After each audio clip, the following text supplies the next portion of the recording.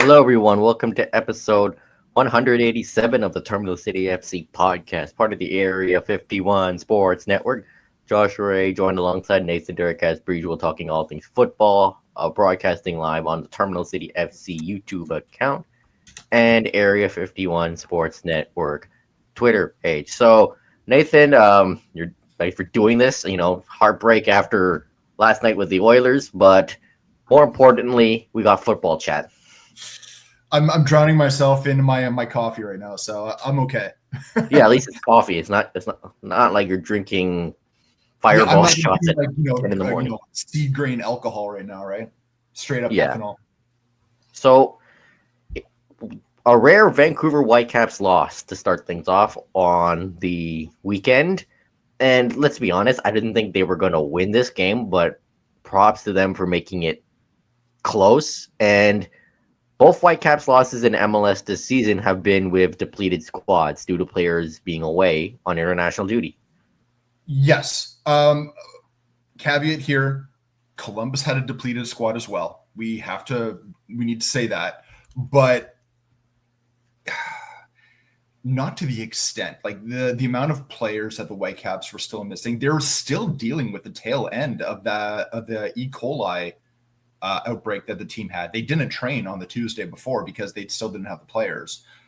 Finally got back into full training on Wednesday, which is a week and a half after the whole thing happened. Yep. But yeah, it was a bridge too far, right? It was an away match. We knew that the run couldn't last forever, but it wasn't the greatest match. We talked about this last time where the Whitecaps modified their structure and their formation, kind of back to it almost looked like a 3-4-3 at times against Seattle, and it worked. And that was mainly because Seattle had no basis they had no tape to watch. The Whitecaps hadn't used this under Sorensen. With Columbus, and we said, look, you can't do this all the time and expect that completely rewriting the script is going to give you the opportunity to win. At some point, your players are going to make mistakes because they're playing in a bit of an unusual way. Well, we saw that. And it's better to lose games against the Eastern Conference teams than the Western Conference teams, given the stakes. But yeah, there's also the supporters' shield race, and the Whitecaps got off to a pretty rough start. They let Aliu score early, looked very shaky at the back, but Whitecaps, to their credit, responded quickly, and Daniel Rios has goals in back-to-back games, and excellent ball from Matias Laborda there. I thought Laborda was one of the few players that had a decent match. He looked very, very good coming off the back end of a fairly substantial injury that he was dealing with. He looks like he's kind of back up to form, and now is a guy that can challenge Ocampo for that side when he has it. Again, this was a match that it was difficult when it came to the fullbacks. Ocampo playing on the left. Tate Johnson was back from his international duty, but he started on the bench. Johnson being, I think, one of three guys that this sickness really, really affected badly. But I will say this, it was a rare, poor game this season from Tristan Blackman. Yeah, and the second goal, it goes off him, and then chaos ensues, and Diego Rossi pretty much gets the game winner. We talked about to Jesper Sorensen after the game about it, and he's like, yeah, no one is kicking himself more than Tristan. I mean, he fully acknowledges that was his mistake, but that kind of seems to be a little bit what happens with the Whitecaps sometimes, is they do become sometimes victims of not lackadaisical playing, but poor touches, just poor moments in games. Yeah, that was a poor. And that's what this one was. Overall, average game. Right? Not good, not bad. Wasn't the greatest game. It was poor moments that allowed Columbus to capitalize.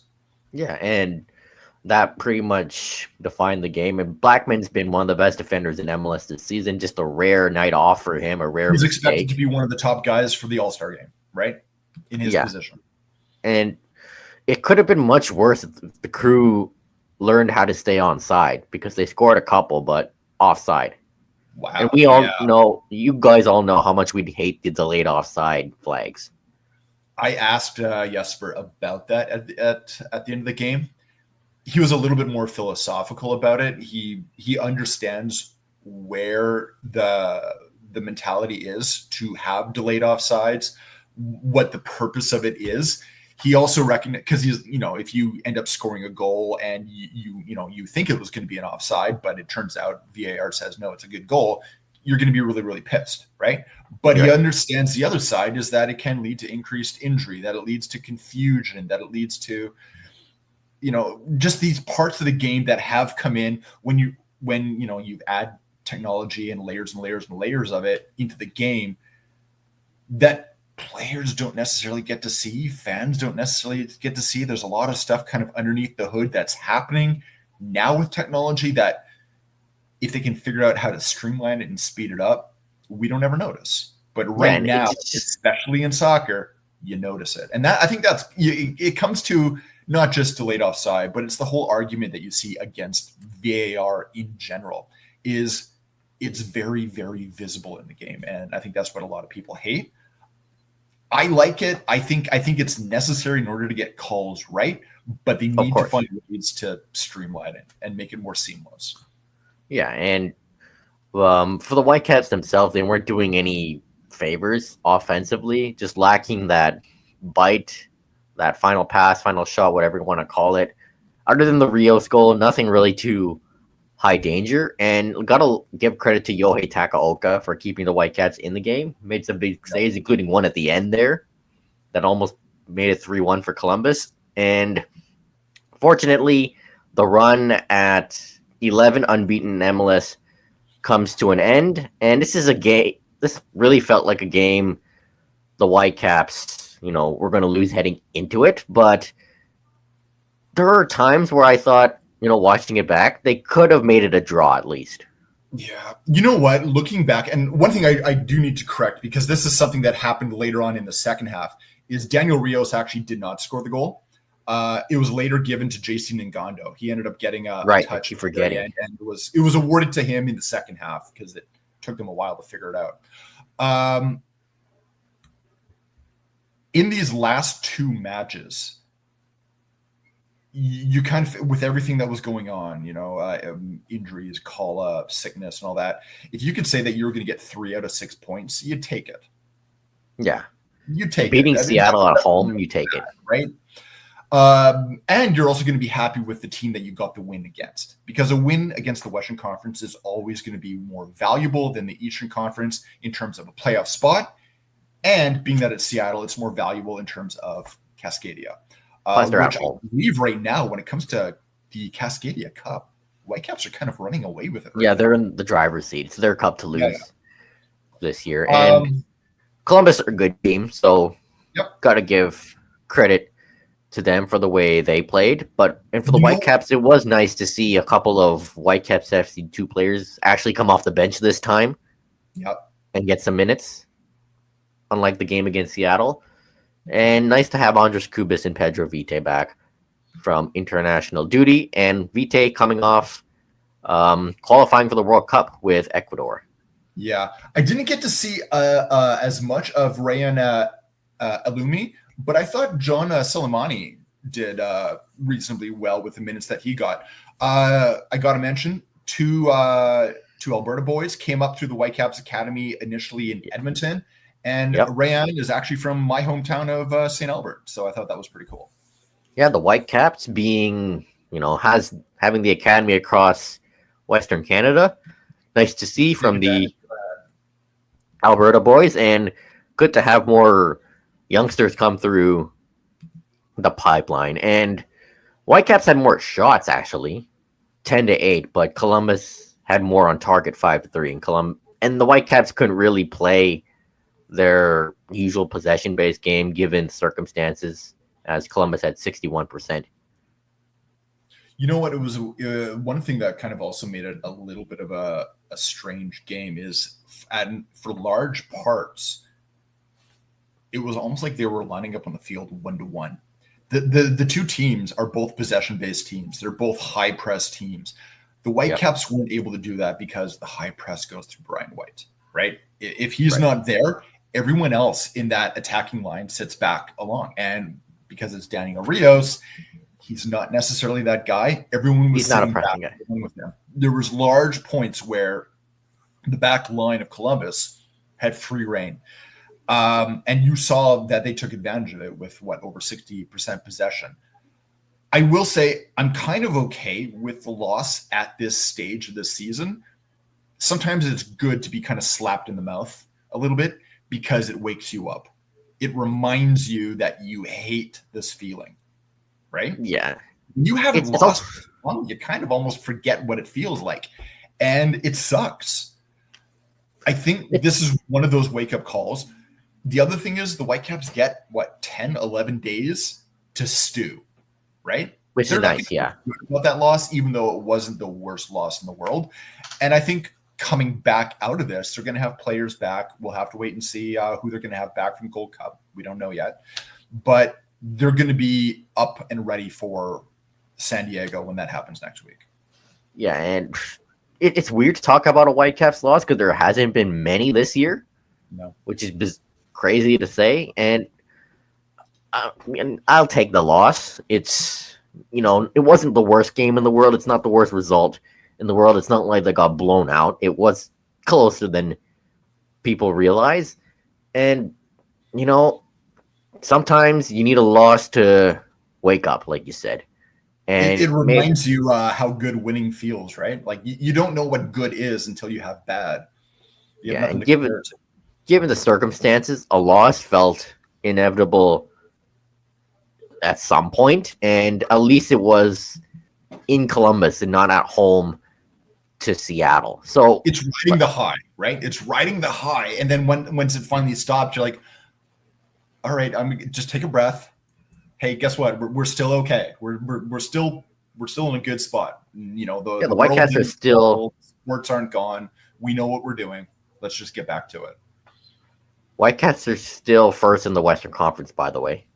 Yeah. And their opponent next week, San Diego FC, are second, but 2 points behind.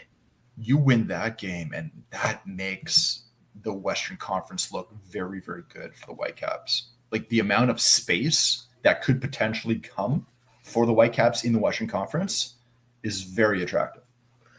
Yeah, and looking at San Diego right now, Whitecaps have rest. They have a week off to prepare for San Diego. It's next week, today, Wednesday. But San Diego actually will play a game this week. It's a friendly against Mexican Giants Club America. That's right. Obviously, it's being that it's San Diego and where they are geographically to the Mexican border, it's a friendly that's not a friendly, right? Oh, yeah. It's a friendly that's going to be spicy. So you're going to see players pushing it maybe more than they would not in a friendly, especially when you think of San Diego's fan base is very Latino, like that area, Southern California. Latino, right? So I think they're going to be going out to win that mainly for bragging rights, but the Whitecaps are going to be coming up against the side that, we'll be feeling the effects of that, being that it's only, 3 days previous to that. San Diego is playing Club America on Friday, so they have a bit more time to rest and recover after that. But just looking at San Diego in general, the new guys on the block, and they're also a good story. Expansion team, second in the Western Conference halfway through the season. In some ways, kind of reminds you of the St. Louis team of a couple of years ago, but obviously the Whitecaps are number one in the Western Conference right now. And Irving Lozano was, the big guy, or Chucky, if you want to call him, that, he's going to be the leader, the focal point, the main guy for San Diego. It's not him. It's Anders Dreyer, the Danish man. Yeah. I believe he is in the top. He has 8 goals this year, which is near the Golden Boot. and 8 assists. And his last goal in their game against Minnesota, he just blasted one from pretty much the halfway line and caught the Minnesota goalkeeper, being distracted. Goal of the week, pretty much. Yeah. No, again, San Diego, it's kind of like they're the surprise. They're like Las Vegas in their first year in the NHL, right? Nobody expected them to be doing what they're doing. Most of the pundits had had San Diego finishing lower than the Whitecaps in the Western Conference, right? Right. I don't think anyone had San Diego finishing above 14th.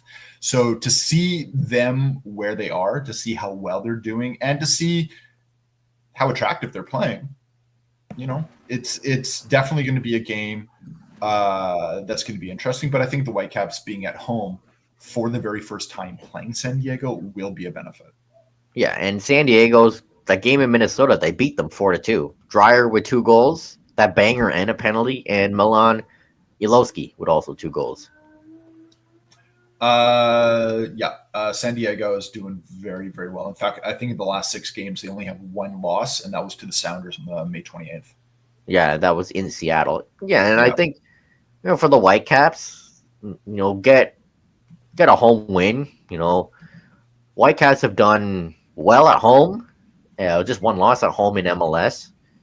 And I believe in all competitions this year, that was the only loss at home. And they have a chance. Yeah, it is. You're right. And they have a chance to make up some ground in the Western Conference race and make the Supporter Shield race tighter with going over the new boys. Yeah. Supporter Shield, Whitecaps still have a game in hand against, I believe it's Philadelphia in the East. That's leading the charge right now. Yep. Am I right about that? So that game in hand does potentially eliminate I think it's about 2 points between the two right now. We put the Whitecaps back on top. So yeah, if this is something that is a priority for the Whitecaps, they're keeping pace right now. And you got to think, being out or being pushed out of CONCACAF the way they were, a Supporter Shield would be a very nice. It would be monumental for this club, right? Did Toronto, they win the Supporter Shield back in their day? They did, and they are the only team to win the domestic treble: Supporter Shield, Canadian Championship, and MLS Cup. So the Whitecaps have a chance to do the same thing. Why not, right?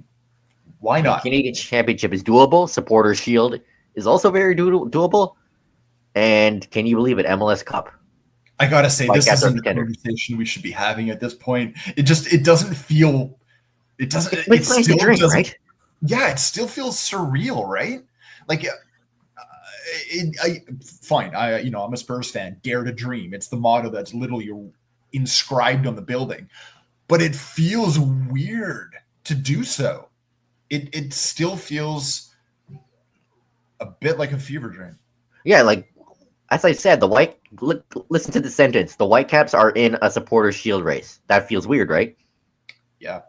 It feels weird for me saying it. Yeah. But if you talk to the players and Jesper Sorensen, that's not really the focus. 1 game at a time. And it is. Now, that's what you want. Prepare for San Diego. Yeah. And I expect San Diego to come out flying because they're also an attacking team. San Diego, actually, I was just taking a look further back. They've only lost 1 in the last 8. So this is a team that has done very, very well. San Diego will be next Wednesday. That'll be on the 25th, 7:30 BC Place. Yeah, and this is a heavyweight tilt in the Western Conference. 2 unexpected and 2 hot teams. Yeah. It's a lot of storylines here. I love that. I love how, sure, pundits have all the stats, the tables, and everything, the histories in front of them, but none of that matters when you start playing a grueling and long season. We're talking about a season that, if you make it to the end of the playoffs, 10 months? Yeah. 10 and a half, something like that. Whatever it is. So, yeah. It's these two teams are, I don't think they're punching above their weight. I think they figured out what it is. They've figured out very early who they are, and that identity is carrying them through. Yeah, both teams know who they are, and I believe both teams know who they're up against. Yeah, it's going to be so it should be a fun one next Wednesday, like a week away. And other MLS news: the Whitecaps are up for sale, and so are the San Jose Earthquakes. John Fisher, their majority owner, hires Moelis & Co. to manage the sale, and the club has been last valued at $600 million US. So this kind of came out of left field earlier today. Yep, today. This is something San Jose fans have been begging for years. Oh, they need this. Earthquakes have languished at the bottom of the Western Conference, bottom of the league for years. They're doing better this year. No doubt about it. They're doing better this year. But fans have been asking for Fisher to sell for a long time. So I think fans are very happy. The one thing that they're not too sure is it's being reported that he's selling a controlling share.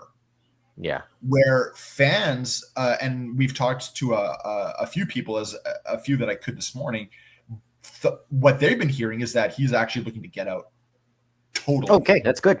So I don't know. We don't know, right? I guess it's going to depend on who Moelis & Company can get, what it is they want, and are they looking for just that controlling share, or are they looking to buy out Fisher in its entirety? Now, Fisher, I mean, he's known to sports. He owns the Athletics. Yeah, and the Gong Show they're playing in bloody Sacramento, and they're moving to Las Vegas in a few years. Yeah, exactly, right? So Fisher kind of seems like maybe the guy you definitely, he's got money, but he's not necessarily the guy you want to have owning a club. Yeah. So I think this is good for the Earthquakes, but now the Earthquakes have the same fear that Vancouver fans do. What does this mean for the club with new owners? Yes, new owners are great, but is it sometimes better to have the devil you know? What does this mean for the team in San Jose? What does this mean in terms of investment? These are questions that fans have been asking. You're starting to see it. It's very early. Like there's some, like I think Reuters just reported an hour ago about this. Yes, it broke earlier with local media in San Jose, but this is a very, very, very new story. Yeah, and with the Whitecaps, there's been concern. What if they move? For San Jose, I don't really think that's much of a concern because A, they have a soccer-specific stadium, and B, and I believe they're one of the originals in MLS. They are. Yeah, like I remember them in the 90s when you had jerseys that were as big as parachutes, right? Yeah, I mean, they're a club with history. Yeah. Not winning history, but they have history. Well, they are a club with history. I mean, they've won MLS before. I mean, they have. Yeah, I forgot. Yeah, I mean, this is the club of Wondolowski, right? Yep, leading scorer in MLS. And I believe in some part he's still involved with the club. I don't know, maybe at an ambassador level. I don't think he's maybe a coach. Maybe he's like to St. Ricketts, I think, right? Maybe not to that level. Or a Russell Teibert. But I hope the sale goes well, and I hope San Jose keeps the club, right? They need to keep the club. Yeah, they need to keep the club. It's a club that deserves to stay where they are, and it's a fan base that deserves to keep the club. I mean, San Jose owners are stewards, right? Yeah, clubs are for the people. I mean, fans aren't customers. Fans are fans. Yeah, football's for the people. So we say. Let's come back to Vancouver with the Rise. Yeah, so Rise have been struggling lately, and I think a big reason why is Quinn has not been 100%, though they did come off the bench in the game against Toronto, and that was not a good start at all at Swankard. You were there, and the Rise, to their credit, managed a comeback, but it was too little, too late. Yeah, it was a difficult first half to watch. The Rise, I could tell, struggled to handle their opposition. I'm just going to pull up. I mean, that first goal though by Toronto, what a banger!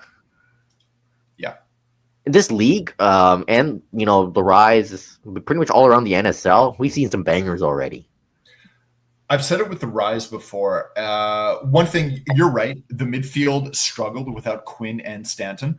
Quinn, to their credit, back on the bench, was able to come off the bench. Stanton still radio silence. We're not too sure. We know that the injury that she suffered back when the team was in Ontario, when they were doing that Toronto on Ottawa trip. Yep. Still injured. Vancouver did fight back. They did fight back, to their credit, in the second half, but it was too little too late. And I think one of the big problems, and this is something I've talked about before, is right back. They haven't figured out right back. Now, what they did in the first half, they tried an experiment. They moved Jasmine Spencer from the left over to the right, and they put, I think it was Paczerski as a left back. Paczerski's a forward. Yeah, right? Which is so interesting. It was a failed experiment. At the half, they figured it out. They moved Jasmine Spencer back over to the left. They put on Wright as right back, who traditionally plays there. Now, the one thing I will say is Jasmine Spencer's stock keeps rising. Like, she is a phenomenal player, and she was able to kind of match toe for toe Toronto's. Now I'm gonna butcher this name. I apologize. Okoronko. I don't know how to say that either. Yeah. Strong player. The size disparity between Jasmine Spencer and this one player from Toronto is huge. It's significant.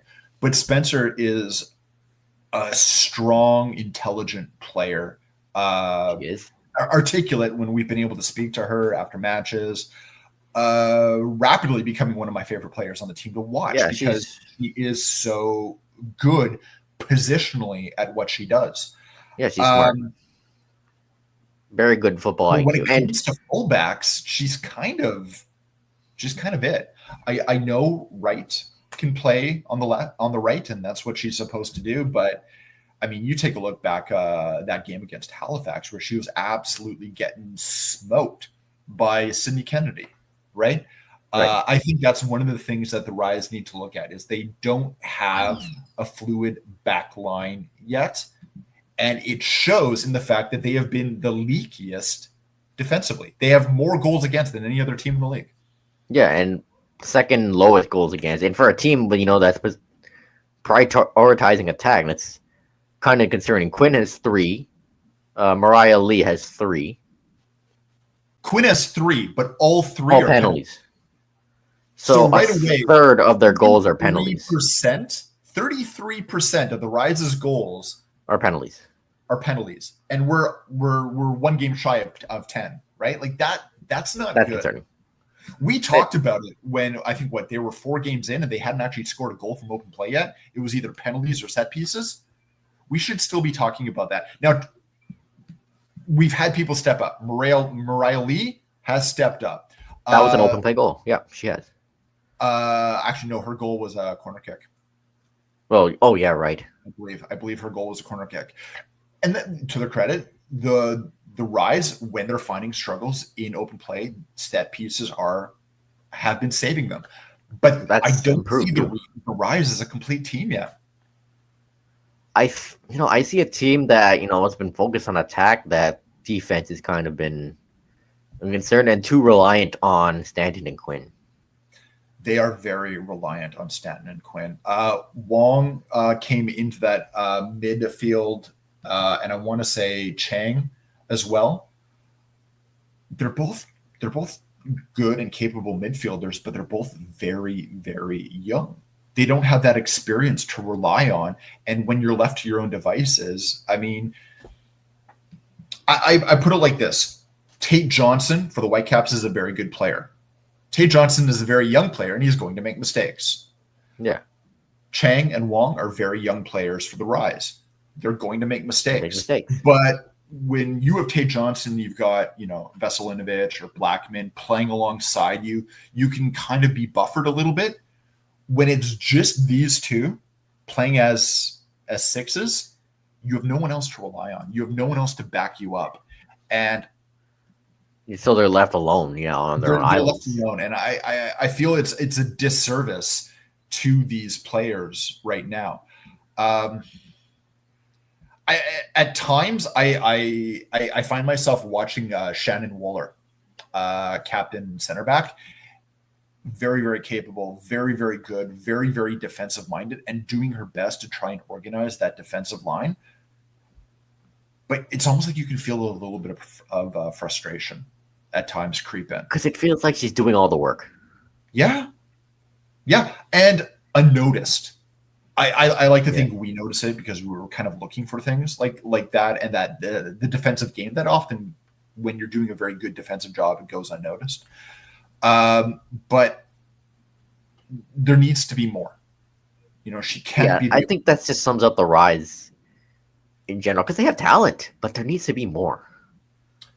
Very much so. Yeah. And I should also mention that the game against Toronto, the first 2 goals were from former Whitecaps Girls League Academy players, which kind of stung. Like both of them after the game, a lot of good things to say about the program coming up through the Whitecaps Girls Elite, the Academy, and everything. And they're both BC girls too. Yeah, but for as good as Reagan has been and her development with the national team, I think you also have to say the same can and should be said for Kaylee coming up very soon as well. Yeah, she got the second goal.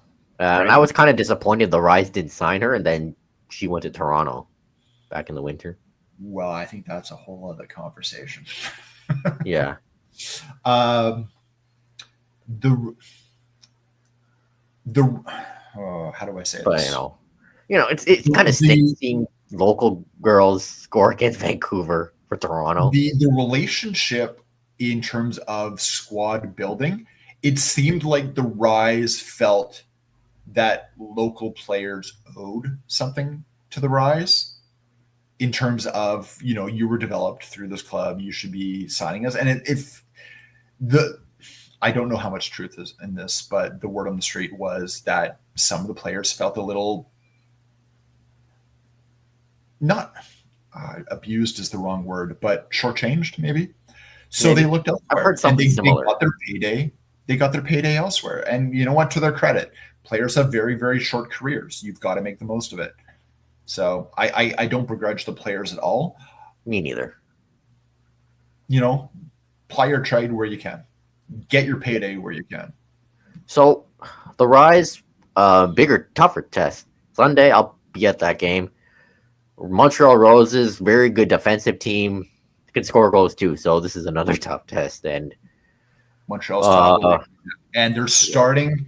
Montreal and Toronto are starting to make some distance against the rest of the league. For a long time, it was like a pack of 5 and Halifax. Halifax got their first win. So, congratulations to Halifax. Finally off that. But the Rise and the Roses and AFC Toronto are starting to pull away. Yeah, and the Rise, heading to this season, I expected them to be competing with them, not, The expectation was that AFC Toronto and the Rise were going to be kind of like the 1-2. Roses had to count on Montreal. Yeah, they're a good team. And so Vancouver, Montreal, that's Swangard at 1 p.m. on Sunday. So Canadian men's national team Gold Cup. A lot to talk about here. Last night, it was I expected Canada to win, but not like that. Nobody expected that. How often do you see a scoreline of 6-0 and you think, wow, that score actually flattered the losing team? I was talking to Michael McCall and Simon Fudge in the press box. That Honduras team was bad. Yeah. Like really bad. Bad defensively, kept losing the ball. Other than those couple chances early in the second half, nothing. And honestly, I think, of all the years watching visiting teams at BC Place, that might be the worst visiting team I've ever seen come to BC Place. And Honduras. I can't see the one right now. Yeah. they're 4-0-0 in World Cup qualifying, so I expected better from them. Not only that, but I think in those qualifying matches, don't they have all clean sheets? Yeah. I know it's Right? against like Cayman Islands and like all those other small nations, but still. But Canada is not the Canada of way 10, back 15 years ago, but Honduras is not the Honduras of 10, 15 years ago either. They've had struggles. Yeah. And the thing is I think Honduras has very good players, but I question how they're organized. I question the game plan that they had coming into this. My question is their coaching. Yeah. I don't think that they were set up to win. Like there was And then at halftime, no adjustments. Strange game coming from them. Yeah, but for Canada, I mean, couldn't ask for a better start to the Gold Cup. No. Right from minute one, they were pressing. The Maple press was active. Transitions quick. I gotta give a lot of credit to Matthew Chouanier and Nathan Saliba in the midfield. Very solid, did their job, and dictated the play. Saliba is getting a nice payday. He's going to be moving this summer already. Very soon, actually. Yeah, I can't remember. Very close. Anderlecht, I think. Anderlecht. Yeah, big club in Belgium. Anderlecht, I believe. Good for the guy. I saw an interesting stat that was posted by one group that said once you had Oluwasi's goal, Canada's last 11 goals in Gold Cup, excluding own goals, have been scored by 11 different players. So this goes back to the previous Gold Cup when you add them all up. Phenomenal. Now, of course, Tejan Buchanan has to get a brace, and we had to ruin the rest of the stat. But yeah, Canada is such a deep team now. I guess it goes to show that Canada's depth is good. And last night, like, that's not even Canada's best team. No Davies, no Johnston, no Cornelius, no Bombito, no Eustachio was on the bench. And guys like Sigur, Saliba, Luc Deforgeois, like young guys, they all stepped up. And that's pretty much what Jesse Marsh wants from this side. And we're seeing Here's what it is. Yes, they stepped up, but didn't it feel like Canada was kind of just in second gear? It was one-way traffic. It was one-way traffic, but this wasn't Canada at their best either. Nope. Right? Like they didn't play to the level that they could have, and I think that was the recognition they didn't need to. Yeah, and just overall, I mean, it was a good test for the depth, and they passed the first test. Yeah, with flying colors. And we said it before, Honduras in this group stage was the biggest test. We are very, very happy that this game happens to be the one that was in Canada. I think it made that. Marsh said that this was the most important one.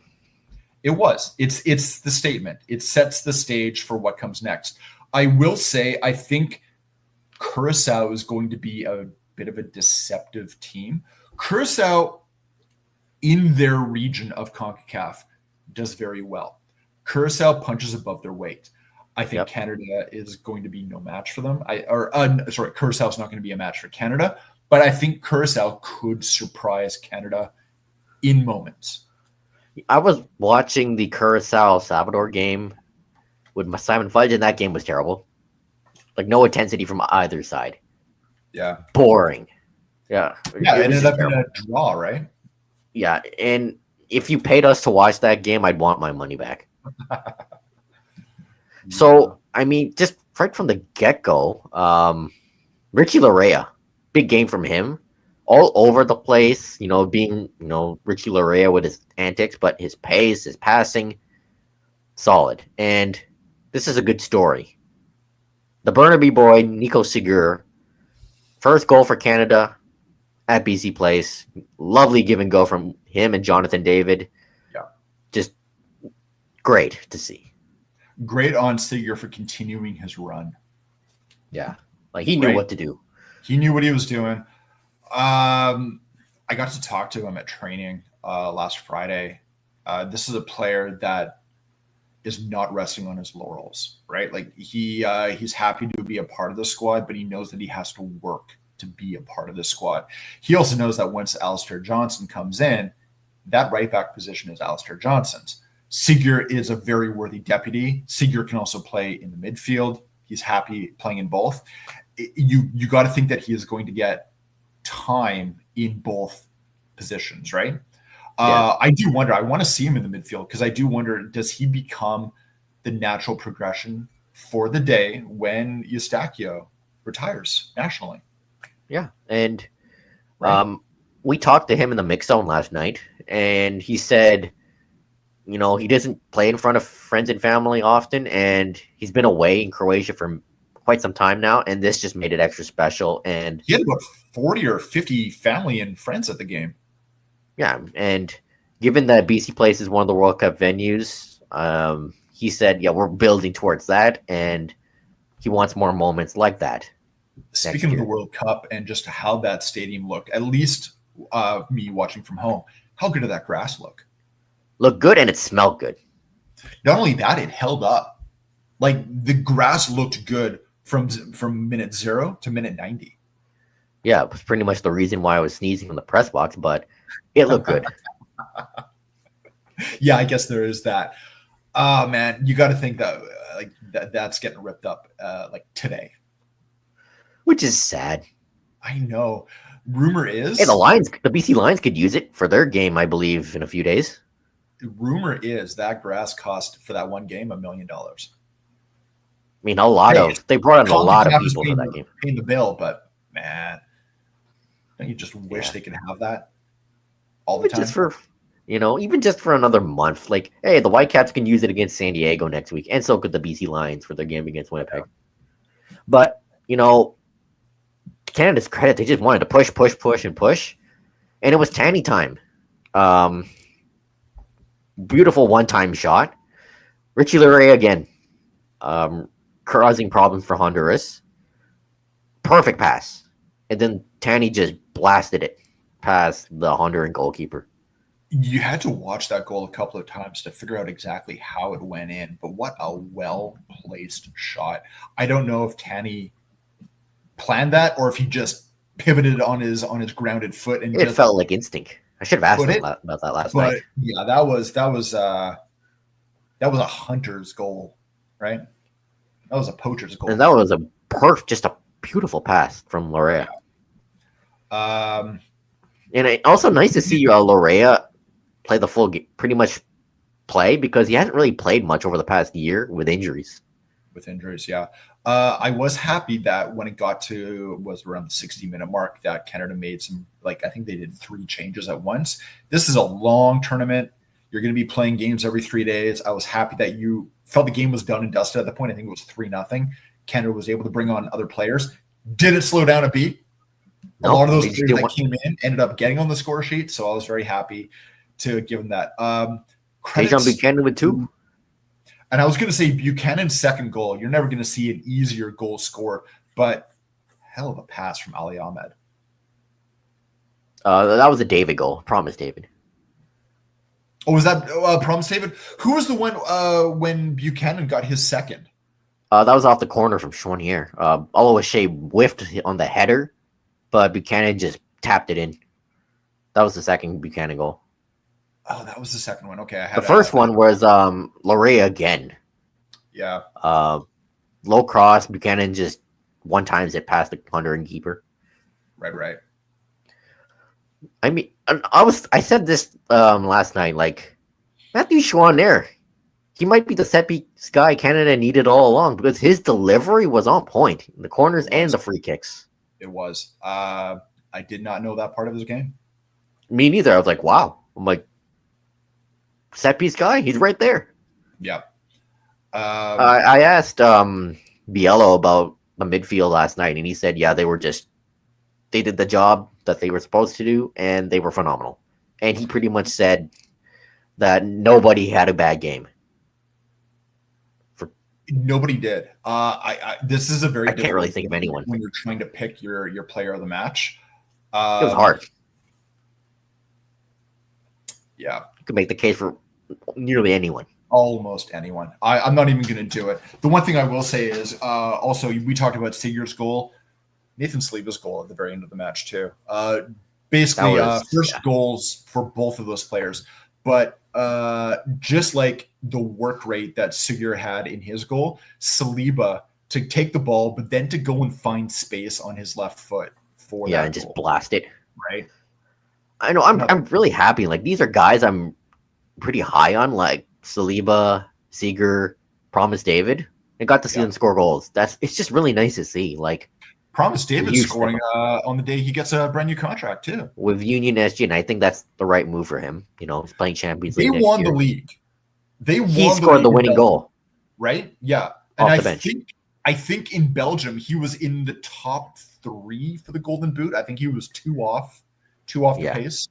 So I think it's good for him to sign. He gets to keep playing with the team that he's excelling with. They're going to be playing Champions League. Yep, that's what I said. And he gets to develop his game more. Yeah. Guy's going to get a move at some point, but his stock is just going to continue to rise. Yeah, and Saliba will be joining him in Belgium, but for Anderlecht. It's not official, but it seems like it's pretty close. It's officially not official. Yeah, but you know, like football transfers in the modern world. But like so much to like about last night, and like the fullbacks, the way they were pushing up, not just Larea, but Seager as well, just pushing up and trying to like create chances for David and Taniolo Ashe. Just, you know, really nice to see. And just nice to see Tajon Buchanan score goals again. He really looks like the Buchanan of World Cup qualifying. Yes, absolutely. Yeah, I asked Jonathan David about it after. He said Tajon's an important part of this team, and just, you know, seeing him score goals is really nice to see. And like, it was just a fun night at BC Place all around. Like 24,000. It didn't look that way at times, but 24,000 for, you know, I was worried about the attendance. No, they didn't put the tarps on there. It didn't look like 24,000 on TV. It didn't. Yeah, it didn't in person either. 24,000. You got to think like the lower bowl only seats what 20, 26, 26, 27, I believe, something like that. From our view, from my view, I was surprised it was over 20. I was too. I thought it'd be 18, 19. Yeah. So, I mean... And this is tickets sold, not actual attendance. Exactly, right? So, I mean... And plus that includes people in the suites. Yeah, they're selling the tickets. Good on them.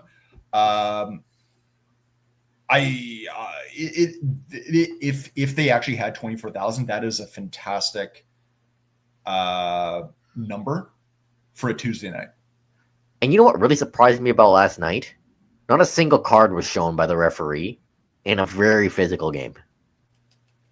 And though there are times where he could have shown something. How I feel about that. Because one, he was consistent. No, he missed it. I thought he missed 2 or 3 calls. I think he did too. He was consistent in that it was going both ways. Like he wasn't calling on either team, but I think it almost went too far.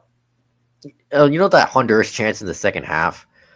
You know, Larea was fouled twice, even got stomped on by Kyoto. Though Larea also got away with a handball. So the ref missed like 3 calls there. I think Larea doesn't get a lot of calls because referees know Richie Larea. Yeah, he's Larea is Canada's dark gets away with stuff, and everyone knows it. Yeah, I mean, we see that with TFC, and we saw that when he was on his short stint with the Whitecaps. Yeah, right. Like, I think one of the biggest detriments for Richie Larea in those situations is the fact that he's Richie Larea, right? Yeah. And speaking of the Whitecaps, Ali Ahmed was named like the performer of the game in the stadium or whatever it was. Yeah, you know what? To his credit, I thought he was fantastic. I love the way he ran. Like he wasn't like really taking on defenders. He was more of trying to find space for himself to run and then make a pass. He just needs a final touch. Yeah. Man, does he need a final touch. Hey, but he got the assist on Promise David's goal. Time and time again. And, I always said he needs to keep things simple. He did that last night. Yeah. And it's just no, it's nice to see CONCACAF action in real life. It's something else. Seeing it in person, and just a really memorable night for me personally, and a memorable night for many different players across, the Canada setup that did play. Just every player that came on the pitch did their job, and got to give credit to Dane Sinclair too. Didn't have a whole lot to do, but he stepped up when he needed. Yeah. No, good match, good first test. We'll see what happens on Saturday. Curacao in Houston. Yes. They travel to Houston tomorrow. Yeah, they're doing training. Actually, as we speak right now. As we speak, they are doing training, and then they take off. Yep. I don't know if they take off tonight or tomorrow, but tomorrow, I was told. There you go. Yeah, and I mean, so much fun. I mean, that pretty much sums up last night's game. Fun and very satisfying to watch. And I just wish the grass could stay there forever. But back to turf next week. If you want that grass to stay there forever, you better find a team that's willing to spend $25 million. I wish I had the money so I could. Grass. Simon Fudge and I were joking last night. Like, can we take some of it home? Put it in a jar, like people that go traveling and put sand in a jar. Like how people were buying the new camp's grass. Yeah, kind of like that. Simon was like, "Oh, I need it for my backyard." Why not? Perfectly manicured. Yeah, and it was nice to see Alfonso Davies. Yeah, he was in the building, and Sam Adekugbe on the scooter too. And pretty nice gesture for Tanny to hold up Sam's jersey. Didn't Nico do the same thing? Yeah, I think they did. Which was nice. Yeah, very much so. Yeah, and just what a difference years make. With time really does heal old wounds. Canada got beaten by Honduras 8-1, and then last night Canada beats them 6-0, and this was the most lopsided result of the Gold Cup so far. And the U.S., a few days ago, they beat Trinidad and Tobago 5-0. Yeah. Sebastian Berhalter, like I said, this 6-0 win, it's excised that memory. Yeah, and a really, really good game all around. Oh, and I just got word from Josh Cloak. He tweeted today that Alistair Johnston, who was away due to personal stuff, he actually got married. Yeah. He's arrived in Vancouver and is training. I think as the game was happening yesterday, he was actually on a plane. Yeah, and just cheering his teammates on. Yeah. It was kind of interesting when we talked to Jesse Marsh on Friday. Alistair Johnston's honeymoon was not supposed to end until the 19th. He actually talked with Alistair and said, "What about 2 days earlier?" And Alistair was like, "All right, let me talk to his fiance at the time, see what I can do." And yeah, they came to an agreement to come 2 days earlier. So. Yeah, I remember asking Marsh on the Monday about the mixture of experience and youth, and he said the idea is to improve the breadth of the squad and give opportunities to younger players like DeForgeois, Saliba, Promise David, and all that, and learning from the veterans. It'll all help them not just, try to win the Gold Cup this year, but prepare for next summer. Very true. This is the last competitive matches Canada has before Gold Cup or World Cup. So Marsh. Yeah, let me actually. Yeah, and I'm glad I asked Marsh that question because that really showed on match day during the game. Yeah. So Curacao on Saturday. And hopefully Canada can keep the good times rolling and continue the quest to win a trophy. Absolutely. All right, let's get across the pond. So it's weird to talk about this time because Chelsea are actually playing competitive football. Yeah. And there's not really much transfer hullabaloo as of now. But Chelsea, LAFC, and Atlanta in a game with really poor attendance. I mean, that's what happens when you schedule a game during the work week. People work, Yeah. And job well done. Pretty much, we're the better team all around. 2-0 win over LAFC. Very satisfying, given that we've watched Hollingshead be a thorn in the side for the Whitecaps. Pedro Neto just sent him to the shadow realm with that turn and beat Hugo Lloris for the opening goal. And then in the second half, Liam Delap off the bench makes an impact right away. Beautiful pass to Enzo Fernandez for the second goal. This guy, Delap, he could actually be something. And not only can he score, but he can pass too. So he was bullying defenders. He was drawing fouls, getting under the skin of the LAC guys. This might be the Costa region. Except, he's not as angry.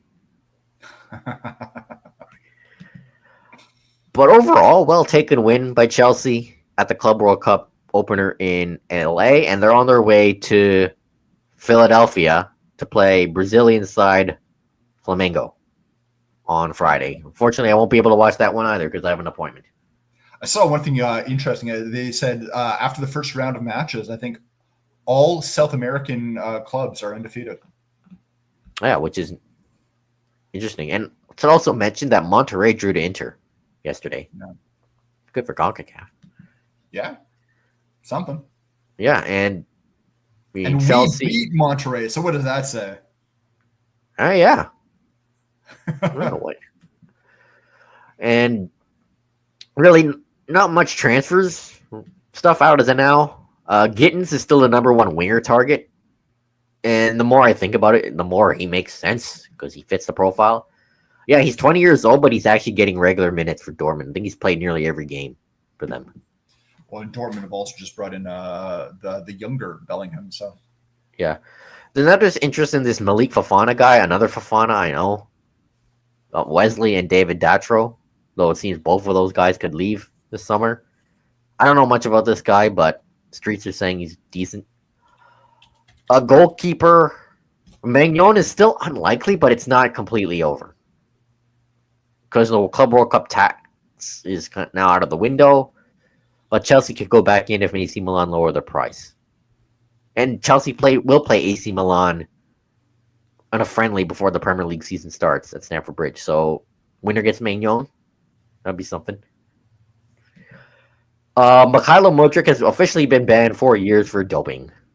Yeah. So, he's the new Paul Pogba. Pogba's ban was reduced. And now he's signed with Monaco. Yeah, 2 years, so you got to wonder if it's going to be happening with Modric as well. But wow. Yeah, just wow. All that money down the drain. Yeah, I don't even know how to comment on that. Yeah. The latest one for transfers is in terms of striker, Joao Pedro from Brighton. Another Brighton guy, of course. 10 goals last year. Half of those were penalties. So, another project. And he's Brazilian because, of course, 23 years old. I don't know. This Bedotic Bali and his obsession with Brighton. At it again. Tottenham's obsession with Southampton. If there's one Brighton player I'd want from them, it's Kara Matoma. Yeah. Because speedy winger can score goals. And he's rumored to leave this year because apparently a Brighton journalist reported that he wants to play in Europe. If an offer comes and it's good, he'll take it. There you go.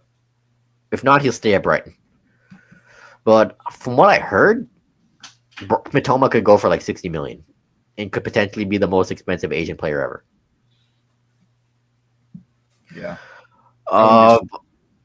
Really, other than that, other than the Club World Cup games, not much for happening for Chelsea, but for Tottenham, and given that they have a big war chest this summer, stuff is happening. Yeah. the whole thing with Frank is now done. In fact, the shots of him now with the Spurs shirt and all that are coming out kind of in like the last 20 minutes. Without winning Europa League, it was expected that in order for Tottenham to be able to buy players, they were going to have to sell players. Yep. They had nothing in the war chest. Now that they're in Champions League, it seems like the owner has finally remembered he owns a team. So good for him. Yeah, apparently they've had about 180 million pounds added to a war chest for transfers. And on top of that, ENIC, the company that's owned by Joe Lewis, who is the majority owner of Tottenham, looks like they might actually try to do some investment themselves. Put it this way. Since 2001, ENIC has only invested about 122 million pounds. On average, that's 5.3 million pounds per season. That's barely anything in football terms. In football terms, that's nothing. So they're looking to do investment, and they could be putting in a bunch more into that war chest. Tottenham can actually stay on the right side of all financial fair play, PSR regulations, but even if they spend up to 273 million pounds, that's how good Tottenham's financial situation is right now. So it's going to be interesting to see what they do as part of that. Now, one of the things they have done is Mattis Tell has been signed on a permanent. Yep. That felt inevitable, to be honest. Yeah, it felt inevitable. They were able to come to a different deal. I believe he only cost, I can't remember how much it cost, but I think it was only 30 million roughly. Yeah, it wasn't much. What it was originally posted. It's a 6-year deal, so that is now done and dusted. The other one that old, the other one that looks like it should be done is Fabio Paratici, former sporting director that was banned for 30 months. It's just not done, but it looks like it's just a matter of signing a piece of paper because he's kind of already working for the club. One of the things that he's trying to do is to steer Spurs to Lazio center back Mario Gila, again, a Chelsea target as well. Should mention. Oh, yeah, he is. Yeah, he's a guy Chelsea's been looking at. But Spurs are looking at center backs right now because the rumors of Cristiano Romero leaving the club for Atletico Madrid are really, really growing. Romero reportedly is being reported that he's very, very unhappy with the firing of Ange Postecoglou and has made himself a little bit vocal. He fits like in a glove in Atletico Madrid. Yeah. Under and Simeone. Madrid really want him. So can't blame him. Look, they're going to have to pay for him. And Gila is rumored only to be about 42.5 million pounds, which honestly, if Romero ends up going, that could be anywhere like around 60. So yeah, if they can do that switch, it might work in Spurs' favor. I don't want to lose Romero. Romero is a fantastic center back. But if he wants out. If he wants out, he wants out. He also is prone to injury. He's prone to red cards. Yeah, he can be, so maybe it's not the bad thing. A decision on Son Heung-min is not going to be made until Spurs finish an already committed Asian tour. They're going to be playing Hong Kong, right? And Seoul. They're going to be playing in Hong Kong, but I think they're playing is it Arsenal in Hong Kong and then Newcastle in Seoul? I can't remember. But the thing is part of this Asian tour is committed engagements for Son. Son being the biggest player in South Korea, in Asia, for obvious reasons, but the biggest player in Asia. Yep. So they're not going to be. It's going to take a mountain of cash to pry Son away before this Asian trip. It makes no sense for a team to. I think it's smart of him to decide after the Asian trip ends. Yeah, there's a number of clubs that are interested in him from Saudi Arabia, Al Ahly, Al Nasir, Al Qasdia. So we'll have to wait and see if it happens. Now, Son might also not want to move, but his role at Spurs is going to be diminished next year if he decides to stay. That's going to have to be a decision he makes. like Richarlison had to make last year. Yeah, Interesting if he thing wants on to stay, by all interesting means, thing right? on Richarlison is apparently Everton is interested in signing him back. So I'll have to see if that happens as well. Other than that, the only other thing that's really been going on is Manor Solomon. Now, Solomon had spent last season on loan, but he has gone back to Israel, visiting family. It's the off season. He can't given get current out. events, Given current events, all civilian air traffic in Israel is grounded, and it's stopped a lot of people from and traveling. he's stuck there. And he's stuck there, right? So they're not too sure what's going to happen, how long that's going to be, whether or not he's going to be able to get out. I mean, the not funny, because obviously what's happening is not funny, but ironic is that Manor Solomon also had the same issue in Ukraine, because that's where he was playing before he signed with Spurs. And he literally had to escape through a checkpoint in Ukraine in order to get out of the country so that he could fly to England.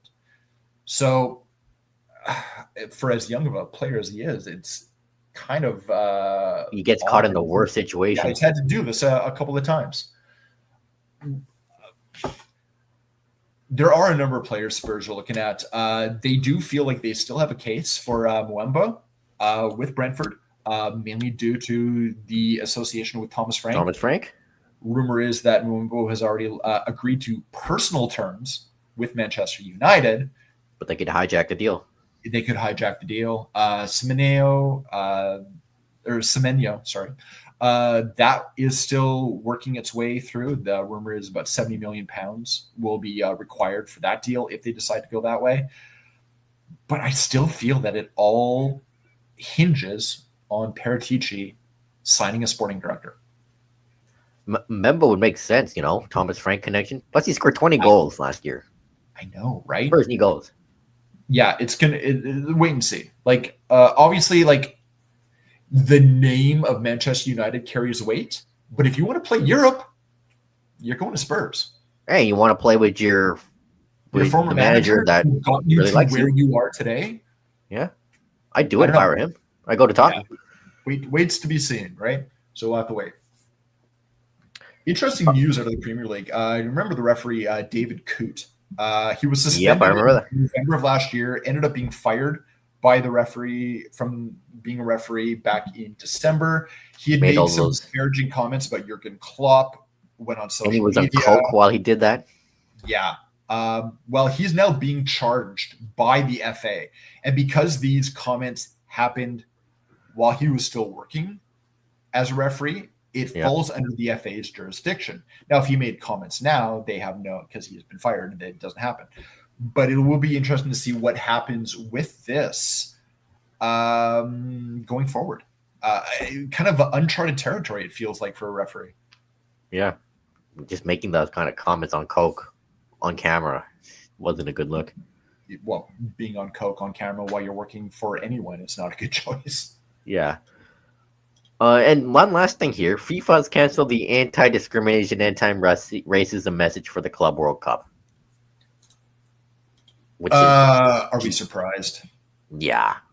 Disappointing, but not surprised. You don't want to upset the king, right? You're trying to host something in his country. Don't upset the king. Yeah, and that guy... we're not going to talk about him too much, but yeah, you don't want to upset that guy. Yeah.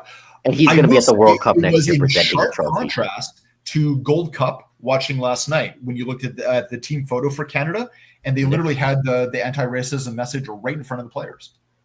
Yeah, well, they were in Canada. And they were in Canada. I wonder if it's going to be the same when they play in Houston. We'll have to wait and see. I mean, it'd be nice if they just put it out anyway. Yeah, absolutely. Which is something they definitely do. Yeah. Anyway, that'll conclude this week's episode. This was jam-packed. Whitecaps, Canada. I mean, Club World Cup, summer of football. Transfer silliness also. Football doesn't stop. So follow me on Twitter, JoshuaRay00, Nathan and Derek. We're also on Blue Sky. Follow the podcast on Twitter, Blue Sky, Instagram, and subscribe to our YouTube channel where we'll post shorts and all that. So we'll be back after the San Diego game, I believe, talking about the Whitecaps game against them. And I believe by that time, the Gold Cup group stage will be over. So we'll hopefully preview the knockout stage for Canada and some more Vancouver Rise action and whatever football news we can come up with. And hopefully some more juicy transfer news that isn't just silly gossip. It's early, it's not August yet, but, stuff does happen. Yeah. So that'll conclude this week's episode. Peace out. Take care.